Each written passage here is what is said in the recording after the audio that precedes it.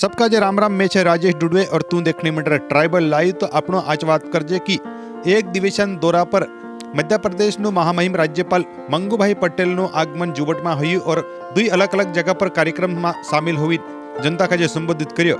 खास लक्ष्य महामहिम राज्यपालનું गायत्री शक्तिपीठ નો हतल जो कि गायत्री शक्तिपीठ जहां जुबट में छे जी श्रेष्ठ काम करे जो कि नेत्रदान यानी मरण उपरांत बाद में कार्य डोनेट करने में महत्वपूर्ण भूमिका जुबट गायत्री शक्तिपीठ निभा रही।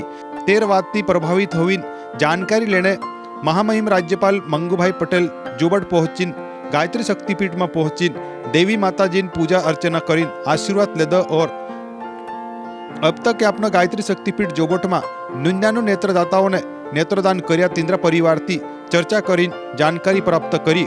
और इन्हीं मौका पर यहाँ स्नेह सम्मेलन कार्यक्रम जो कि गायत्री शक्तिपीठ उमावी विद्यालय प्रारंभ हुआ तेरो भी शुभारंभ कर्यो। और जहाँ विद्यार्थी का जे भाषण दिन ने संबोधित कर बात रखी और नेत्रदान संबंधित रक्तदान संबंधित और सिकल सेल जो कि अपने खास कर अपना आदिवासी क्षेत्र में सिकल सेल नाम थी बीमारी है तेरती पीड़ित होने बारे में भी अपना मध्य प्रदेश महामहिम राज्यपाल महोदय ने बात राखी और सभी का जानकारी दे दी। महामहिम राज्यपाल महोदय मंगुभाई पटेल ने बताया कि सिकल सेल खतरनाक बीमारी है और एरे बारे में खास कर अपना आदिवासी समाज मानसिया का बीमारी होने बात करी जो कि 95% होने जानकारी दे दी। तीनों का एक कार्ड भी जारी कर रहा है 13 मिलान कर युवक युवती का शादी करने बात भी करी ताकि दुई मानसिया सिकल सेल बीमारी वाला नहीं होने ताकि तिंद्रा बच्चा भी सुरक्षित रह सके। अगर दुई सिकल सेल बीमारी थी पीड़ित हो तिंद्रो परिवार तिंद्रा बच्चा भी तिंद्री खानदानी भी सिकल सेल पीड़ित होने बात बताड़ी और सब जगह पर जांच कराने बात करी। यहाँ पर जुबट गायत्री शक्तिपीठ व्यवस्थापक डॉक्टर शिवनारायण सक्सेना, प्राचार्य श्रीमती रविकांता वर्मा साथ में पूरी शिक्षा समिति और गायत्री परिवार सब कार्यकर्ता मौजूद रहे। साथ में पूर्व कलेक्टर शेखर वर्मा जी ने भी पूरी जानकारी मंचती दी। महामहिम राज्यपाल का जुबट गायत्री शक्तिपीठ बारे में जानकारी उपलब्ध कराड़ी।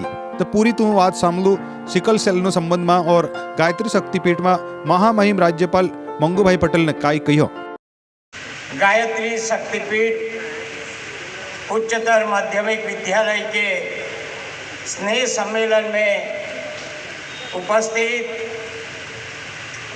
अध्यक्ष गायत्री शक्तिपीठ डॉक्टर शिवनारायण सक्सेना जी, प्राचार्य गायत्री शक्तिपीठ श्रीमती रविकांता वर्मा जी, यहाँ के अभी अभी चुनकर आई विधायक श्रीमती सेना पटेल जी, डॉक्टर शेखर वर्मा जी,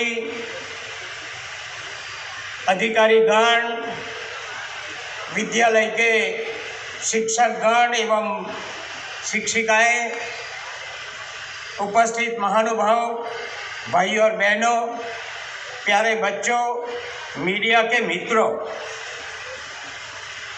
गायत्री पीठ विद्यालय के शुरुआत के कार्यक्रम से बहुत अच्छा सांस्कृतिक कार्यक्रम रहा। एक छोटे बच्चे ने बहुत अच्छा शारीरिक प्रदर्शन किया। इतनी उम्र में इतनी क्षमता प्राप्त करना बहुत बड़ी बात है, इसलिए मैंने ऊपर बुलाकर उनको धन्यवाद दिया। अरे तालियां तो बचाओ बच्चे के लिए। गायत्री शक्तिपीठ के द्वारा आयोजित स्नेह सम्मेलन उद्घाटन समारोह में शामिल सभी बहनों भाइयों का मैं अभिनंदन करता हूं। मैं ऊपर से देख रहा तो ज़्यादातर यहाँ बहनें हैं, महिला है, बच्चे हैं और पुरुष कम है, इसलिए मैंने पहले महिला बोला। आध्यात्मिक चेतना की पवित्र पीठ में उपस्थित होने का अवसर पाकर मैं स्वयं को धन्य महसूस करता रहा हूँ। गायत्री परिवार का हृदय से आभार ज्ञापित करता हूँ। गायत्री शक्तिपीठ देरी से लाइट जलती है। गायत्री शक्तिपीठ जागृत स्थान में मेरी असीम श्रद्धा है। महान मनुष्यों की संगत और करोड़ों गायत्री मंत्र के वेद संबद्ध उच्चारण से बना यहाँ का दिव्य वातावरण असीम ऊर्जा और चेतना दोनों का प्रदान करता है। हमारे वेदों, उपनिषदों, पुराणों, प्राचीन ग्रंथों से पता चलता है कि रोजगार के केंद्रीय शिक्षा व्यवस्था में भौतिक सुख मिल सकता है, लेकिन आध्यात्मिक शांति और आध्यात्मिक विकास नहीं हो पाता। महामानव पंडित राम शर्मा आचार्य जी ने युग में बदलाव को जो रास्ता बताया वह मानव जीवन को सफल बनाने के साथ ही आध्यात्मिक चेतना और व्यक्तिगत उत्थान के पथ पर पथ दर्शक है। मुझे कहते हुए खुशी है कि पंडित राम शर्मा आचार्य जी और पूज्य माता जी ने देश में जिस आध्यात्मिक, सांस्कृतिक और वैचारिक परिवर्तन की अपेक्षा की थी, माननीय प्रधानमंत्री श्री नरेंद्र मोदी जी के नेतृत्व में समय का वह दौर अब शुरू हो गया है। जरूरी है कि हमारा लक्ष्य और संकल्प विकसित भारत ही होना चाहिए, क्योंकि जब राष्ट्र के नागरिक अपनी भूमिका में अपना कर्तव्य निभाना शुरू करते हैं तभी देश आगे बढ़ता है। यानी हमें अगर सफलता पानी है, लक्ष्यों के प्रति प्राप्ति करनी है, उचित परिणाम लाना है, तो हमें स्वयं से ही शुरू करना होगा। यहाँ आचार्य जी ने विद्यालय के बारे में जो प्रगति बताई, जो अभी चल रहा है, बहुत अच्छा रिजल्ट भी बच्चे ला रहे हैं। उसके लिए सभी विद्यालय को और बच्चे को और आचार्य शिक्षक गण को भी मैं बहुत बहुत बधाई देता हूँ। जब देश का हर नागरिक जिस भी भूमिका में है, जब वो अपने कर्तव्य को निभाते लगेगा तो देश भी आगे बढ़ चलेगा। एक नागरिक के तौर पर हमें 24 घंटे देश के प्रति सहज रहने की दिशा में प्रयास बढ़ाने होंगे। हमें समाज में जो चेतना लानी होगी कि कैमरे लगे हो या न लगे हो, लोग ट्रैफिक की रेड लाइट पार ना करें, ये सब जागृति भी रहना चाहिए। इसी तरह जब जल संरक्षण को लेकर गंभीरता बढ़ेगी, बिजली बचाने को लेकर जागृति आएगी, ऐसे सब जो जरूरी है जीवन में जागृति का, वो हम पालन करें तो मैं समझता हूँ कि अच्छा अपना जीवन रहेगा, अपना समाज और देश भी आगे बढ़ेगा। यह बोला गया, कभी जब तक जियो तभी तक रक्तदान करो और मरते समय नेत्रदान करो। ये भी गायत्री शक्तिपीठ कर रही है, उसके लिए मैं उनको बहुत बहुत धन्यवाद देता हूँ। देखो, ऐसा बोला जाता है कि बड़ा में बड़ा जो दान है वो रक्तदान है। धन दान तो है ही, मगर रक्तदान जो करो तो दूसरे का जीवन भी अपन बचा सकते हैं। पैसे से भी मदद कर सकते हैं, मगर बड़ा दान और रक्तदान है। और मरते समय आप तो मरे, मगर अपना नेत्र किसी को दे तो जो नेत्रहीन है उसको जो नेत्र मिल जाएगा तो वो दुनिया देख सकेगा आपका नेत्र से। तो ये दोनों जो बात है वो अपने जीवन में बहुत ध्यान में रखने की जरूरी है, मैं समझता हूँ। यहाँ जो बताया गया कि करीब 1200-1500 बच्चे पढ़ते हैं। ज़्यादातर बस्ती यहाँ पॉपुलेशन जो है वो ट्राइबल है। ट्राइबल में एक सिकल सेल नाम का आनुवांशिक रोग है जो घर के माता पिता को भी मालूम नहीं है। अगर माता पिता को होगा तो बच्चे में आएगा आएगा आएगा। इसलिए यहाँ मध्य प्रदेश सरकार ने झाबुआ अलीराजपुर से ही शुरुआत की है। और उसमें पहले झाबुआ और अलीराजपुर से शुरुआत हुई है। मैं समझता हूँ कि यहाँ बहुत सी जांच हो गई है, मगर अभी भी जो बाकी हो वो तुरंत शुरू करें। नज़दीक में जो प्राथमिक आरोग्य केंद्र है, सामूहिक आरोग्य केंद्र होगा, सिविल हॉस्पिटल भी होगी, उसमें जाकर माता पिता को पहले खुद को कर लाना चाहिए। ऐसे तो सरकार की ओर से 0 से 40 आयु की उम्र का जांच हो रहा है, मगर ज़्यादातर माँ बाप कर ले तो उसको मालूम पड़ जाएगा कि हमारे घर में क्या है। मैं सभी आरोग्य अधिकारी को बोलता है कि आप आंगनवाड़ी में चले जाओ।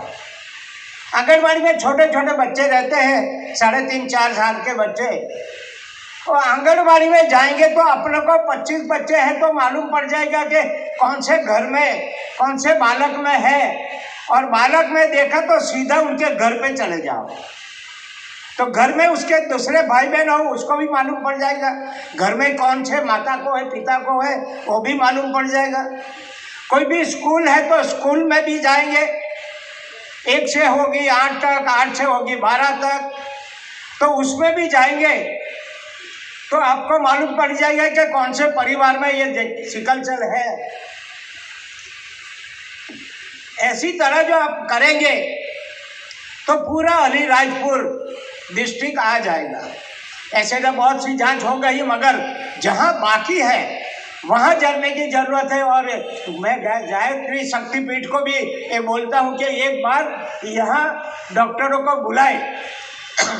या बहन जी विधायक भी है, दूसरे सब होंगे, उसका भी सहारा लेकर ये डॉक्टर का आयोजन करके कैंप लगाकर एक बार आपने कर भी लिया होगा, और बाकी है जिसको तो वो भी करा लेना चाहिए।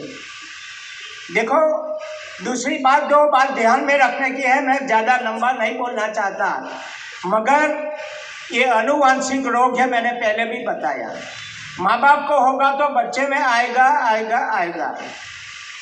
अगर 1-2 प्रकार है इसमें, सिकल सेल डिसीज और सिकल सेल वाहक यानी ट्रेट। अभी ट्रेट वाला जो बच्चा है बच्ची है उसमें ज़्यादा कोई नुकसान नहीं है, मगर उसको भी दवा तो लेनी है। मगर डिसीज वाला है वो गंभीर बात है। उसमें 2 बात ध्यान रखने की, घर में जब भी बच्चे बच्ची की शादी का समय होता है तो पढ़े लिखे लोग जन्मोत्तरी बताते हैं कि भैया बेटी से हमारा कैसा, पुत्र का कैसा रहेगा। बेटी वाले बताते हैं कि दामाद है, हमको हमारी बच्ची को अच्छी तरह संभालेगा क्या, उसमें से मालूम पड़ जाता है। मगर ट्राइबल के वहाँ सरकार ने सभी को भी कार्ड देना भी शुरू कर दिया, जिसको डिसीज है, जिसको ट्रेड है, उसके लिए कार्ड भी देना चालू कर दिया। कल ही मैंने विधानसभा में बताया, बहन जी ने सुना भी होगा। अभी तक 10 लाख जितने कार्ड बांट दिए हैं, और जल्दी से जांच करवाओ और कार्ड भी अपने घर रखो। जब भी बच्चे की शादी होगा तो जन्मोत्तरी नहीं मगर वो कार्ड मिलाओ। दोनों को अगर सिकल सेल है तो कभी भी शादी मत करना, कितने भी पैसा वाला बच्चा हो, कितने भी सौंदर्यवान बच्ची हो, तभी भी मत करना, क्योंकि जो बच्चा आने वाला है वो सिकल सेल वाला होगा। तो क्यों माँ बाप पहले से बच्चे को अपने दुख में डाले। अगर एक होगा तो चलेगा, ये भी समझना बहुत जरूरी है। दोनों में से एक का सिकल सेल होगा तो चलेगा, दोनों ट्रेड होगा तो भी नहीं चलेगा, ये भी बात समझ लेना। अगर दोनों ट्रेड वाले हैं उसमें से भी डिसीज वाला बच्चा या बच्ची पैदा हो सकती है। मैंने ऐसा भी देखा है, एक घर में एक 4 साल का बच्चा और एक 8 साल का बच्चा, पेरेंट्स को दोनों को था, और 4 साल का बच्चा देखो, 8 साल का बच्चा देखो, तो ग्रोथ उनका एक सरखा, 8 साल का भी 4 साल का ही दिखता था। ऐसा भी होता है। इसके साथ सिकल सेल के साथ करीब करीब 21 बात जुड़ी हुई है। थोड़ा थोड़ा टेम्परेचर आना, हाथ पैर टेढ़ा हो जाना, जब भी लहू अपना पास होता है हड्डियों में से, तभी हड्डी में फंस जाता है और वहाँ हड्डी टेढ़ी हो जाती है, मत्था बड़ा हो जाता है, पेट बड़ा हो जाता है, सारे शरीर में सूजन आ जाती है। ऐसे कई प्रकार है। तो मैं इतना समझता हूँ कि आपको यह वाली बैठे, पेरेंट्स बैठे हैं, तो पेरेंट्स चुने हुए लोग बैठे हैं, तो वो भी अपने अपने विस्तार में एक तो जहाँ तक जांच नहीं हुई है सिकल सेल की, और जांच जल्दी करवाए, और जांच हो गई और नियमित दवा ले, ये बहुत ज़रूरी है। अलीराजपुर में मैं 2-3 बार आ गया, मगर गायत्री शक्ति पीठ का जब से मेरे को मालूम पड़ा, मैं यहाँ बताया गया, मैं सही में शायद गायत्री माता का पूजक हूँ। मैं बहुत साल पहले भी रमन जी को एक बार दिल्ली में मिला था। मैं हमारे वहाँ नवसारी में भी, जहाँ मैं रहता हूँ, वहाँ भी गायत्री माता का बहुत बड़ा टेम्पल है। मैं न्यू ईयर जब भी बोलते हैं ना, हैप्पी न्यू ईयर, तो पहला काम सुबह में मेरे को गायत्री माता का दर्शन करने में जाता हूँ, बाद में सबको मिलता हूँ। ऐसा गायत्री में माता का मैं पूजक हूँ, अनुयायी हूँ।